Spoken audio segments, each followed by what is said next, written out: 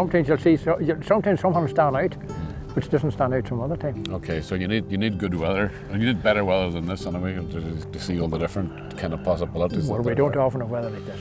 Well, I'll take your word for that. I'll take your word for that, Sean. Like the bike you're on at the minute, like that's an 850 pound bike.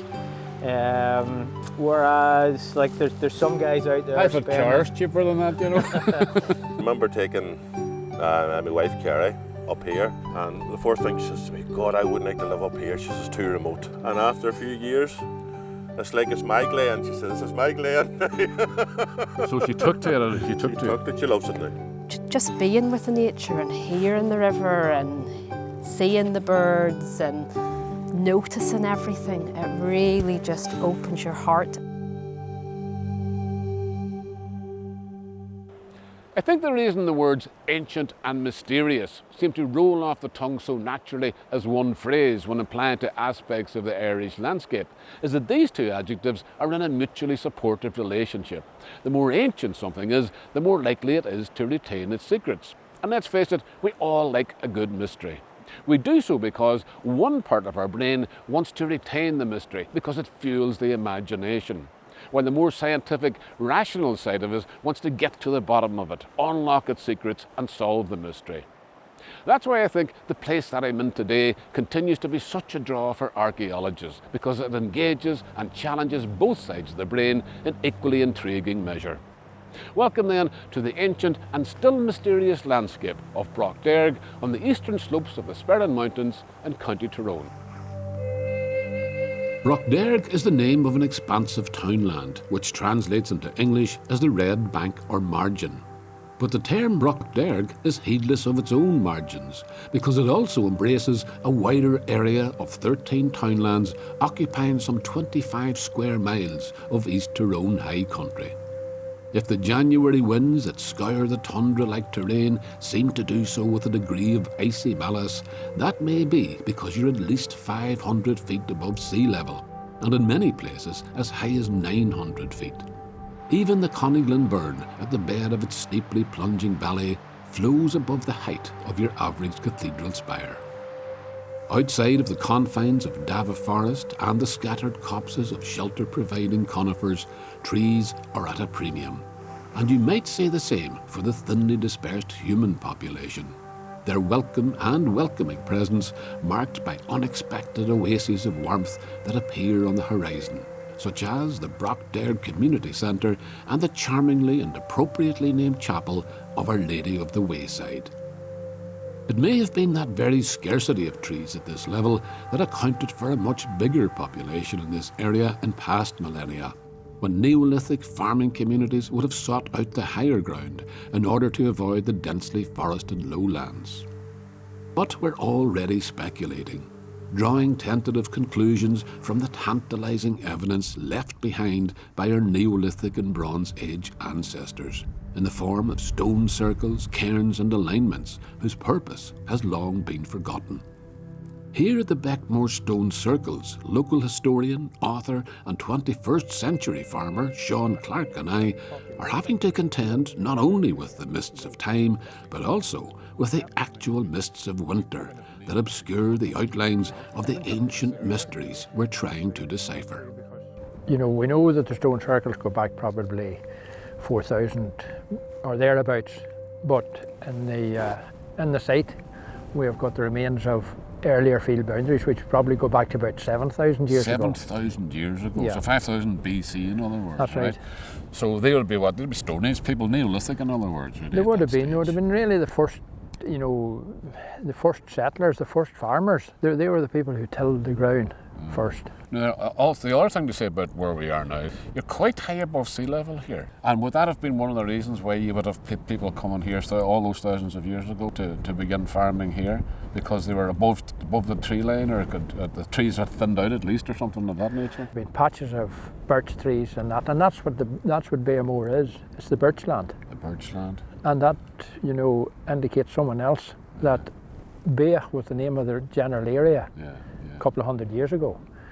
But until this was excavated, the modern day people didn't realise that there were birch trees on the land. They were the original forests or trees that were growing in this area long before there was any farming done So the here. name's kind of retrospective, really. That name must have been carried down orally. It's extraordinary, but I years. mean, and also from whatever language they were speaking thousands of years ago to now, the birches is a kind of a memory of them. Well, it would indicate that there must have been a continual population lived in the general area right down. That's the extraordinary thing, isn't it? Yeah. I mean, you probably have Neolithic blood on you yourself if you come from this area. You know, like a lot of us obviously have to have. I suppose. Right. Well, you know. there's I'm sure there's out there a project there to identify Genetic that strains. genetic strain, because there evidently must be traces of that in some of the population. If it's been continuous habitation of the area. Now, we're talking about the field boundaries. They're about, like you should say, 6,000 years or something like that. 7,000 years. Yeah. The stone circles around us are much more recent. They're only 3,500 years old or something like that. They are, and it's probably that they were more to do with the end of a vibrant civilization. That maybe climate change or whatever would have, led to the, pressure on the way people lived. Maybe the crops weren't growing as well, and there's a thought that they may be a ceremonial site which was to do with asking the gods to keep things the way they are. But it's a theory among It's speculation. Speculation. But as I said, I mean then the mystery is still here. Here's another bit of speculation. It could be that those Bronze Age Broughdergians built their stone circles up here so that they could have an unimpeded view of the sun, the moon, the stars, the planets, and anything else in the sky above whose movements might influence events on the earth below. One of the advantages of Broughderg's location, its relative remoteness and widely dispersed population, is that even in this day and age, you can still have an unimpeded view of the firmament. Unimpeded, that is, by that modern urban contaminant, light pollution. Broughderg is seeking official designation as an international dark sky park and membership of an exclusive worldwide club known as the IDA, the International Dark Sky Association, with the prospect of major development such as the building of an observatory, which would bring visitors and revenue into the area from across the globe. To that end, a number of sky quality meters have been discreetly installed in the area to measure the luminance of the night sky. And Sean has brought me to one standing in a wide clearing in Davagh Forest Park. Given that this area is so far removed from any centres of population, there's evidently very little light coming into the sky, and therefore doesn't interfere with people watching the stars. So we're miles away from lots of... Where's the nearest town to here now? Well, the nearest town would be Cookstown, as opposed to 12 mile. 12 miles from Yeah, Cookstown. yeah. So there's no major centres of No, population no. obviously near here at all. We all experience people that come to the area, like their visitors or their friends or whatever they are, that come here, and the thing they do notice is there's no light. Because even you're living in a village, like you'll have street lights, and the street lights are over you, and you'll have light coming from houses, and you'll have light coming from all sorts of and traffic. But you just don't have any here. There's not even a house visible from here. Right. In actual fact, if you went back 100 years in this part of the country, there would have been a lot more people living than there is now. Now, admittedly, they wouldn't be using as much light, but there would have been a lot more people than there is today. So you're trying to bring people back to the area to some extent. It'll help the local economy too, but leave your light behind you. Don't be bringing your light up here with you, in other words. That's right. Yes, leave your lights behind when you come to Davagh Forest, but do bring your mountain bike. And while you're waiting for the skies to darken, you might try your hand, not to mention the rest of your body and your dignity, on one of several, and I quote, hair-raising and adrenaline-inducing mountain trails that have been specially carved out of the natural contours of the landscape to attract the thrill-seeking cycling fraternity. If you're a complete novice, or if you're cycling from memory, like me, then you'd be well advised to put yourself under the tutelage of someone like Craig McCullough of outdoor concepts, who's come all the way from Belfast to show me how easy it is. I did exactly what you told me not to do. I was too busy watching where my wheel was going that I wasn't looking ahead, and suddenly the curve came up in front of me. Yeah, and But you were scaring me. You're pedal, get a bit of speed up and all that. I thought, I'm going to go too fast into this. speed's your friend. Whenever it comes to mountain biking, speed is your friend. Really? Sometimes you come to an obstacle, if you don't have the speed, Right. then you're probably going to have, it's probably going to get a little bit more gnarly. But whereas if you've got your speed, just remember you're on a cracker bit of kit there. The bike's a really good bike. Right. Your bike's going to do all the work for you. But you want to go first again? Yeah. Do you know how long it is since I was on a bike before now? Go ahead. I wouldn't tell like to me. tell you. No, it's so long ago. Okay. Okay. That's good now. Let's So make pedal, pedal, There's your get up my speed. speed, right? Yes. And up, and over, up. Go for it. Keep going. Keep going.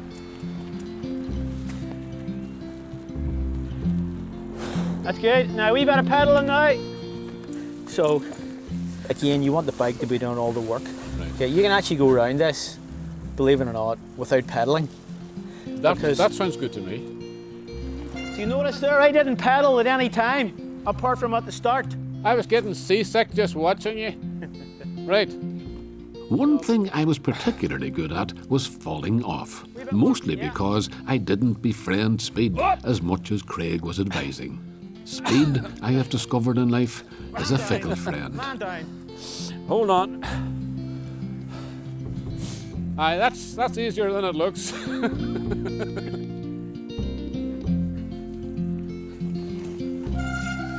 That's a ledge too far for me, I think. Yeah, I think day one, definitely, yeah. In terms of that colour coding of tracks you were mentioning earlier on, Yeah. where you have, what are the colours again? Blue, So we've got green, green, would be a family trail. right? Okay, blue, Slightly more adventurous. red, and then black. Just don't go would there. be- yeah. Which is this? This would be generally seen as a red trail. Really? Yeah. You're taking me on a red trail? Oh, yeah. On my first outing on a... I feel quite brave then, on a red trail. But the thing is, So whenever if I can get people, out in the night into the pub, me and Craig are doing the red trail up in the Davagh Forest. no absolutely, yeah, problem. people will be well You impressed. can back me up on that? Absolutely. It was the winter rain, as you can see, that was darkening the skies above Davagh Forest as Craig and I made our way back down the red trail. But the very next day, over at Conlin, we had a visit from all three of the other seasons, a valley to transfix the traveller when we come back.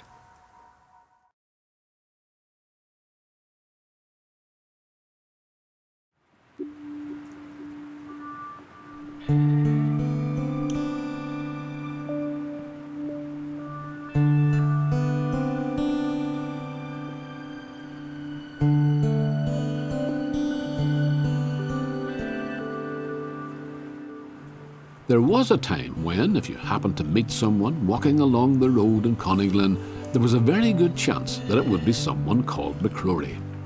Nowadays, the chances of that happening are even better, because very few people besides McCrorys actually live here anymore. This is the home of Sean and Kerry McCrory and their family.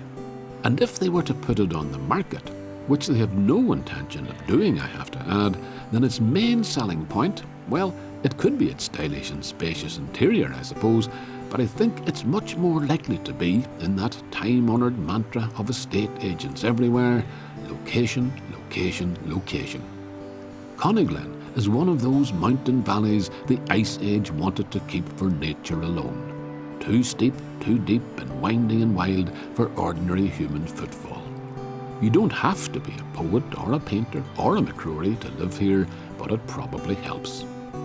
We'll meet Kerry McCrory presently. First of all, I'm walking up the road in the townland of Liggins with her husband Sean and his father Lawrence. And we're making our leisurely way up to perhaps the one place in the entire glen of which Lawrence McCrory doesn't cherish particularly fond memories: the old schoolhouse. I went when I was 3. 3 years old? Yeah. Were you fit to walk at 3 years old never mind go to school? Well, probably my sister scared me there. Get away with that. 3 years old. Do you remember your first day at school even? Yes. Clearly. I remember kicking the teacher's legs. You kicked Wanted to go back to my mum. Going back to your mum. Right. But where were you living at that stage? Now, I was living down about a mile down the road here. about a mile, so you had to walk to school that mile. Yeah. But you were saying there were the other youngsters that had to walk a lot further. Oh than yes, that. they came from Glenholland, Crockett and there. They were talking about 2 to 3 miles. 2 to 3 miles. And across the mountains. I think they were roughly about 30 to 40, but around about 30 at the time. 30 or 40 youngsters yeah. in that. Yeah. I mean, it was nice in one way because you had a big roaring fire, I would Yeah. think. Was the fire lit during the winter time? It was like whenever you came, the teachers used to let it just. Aye. And sometimes you had to take your turf with you. When they run out of turf, you had to take 2 turf. Carry 2 turf For the fire. for the fire, yeah. So 40 is a fairly healthy population, youngsters back in those days. Yeah. You wouldn't get 40 youngsters mustered for it now at all, sure you wouldn't? No, I wouldn't think so. Right. you wouldn't get 2 or 3. Well, we're talking about the Glen in general. When you were growing up, Sean, different generation entirely, the school would have been closed. Was it as wild and as empty looking as it is now? Or even on your day, would it have been more people? Well, there was still a good few people lived in it. Probably I can remember about 12 or 13 houses still Right, people lived in them. right.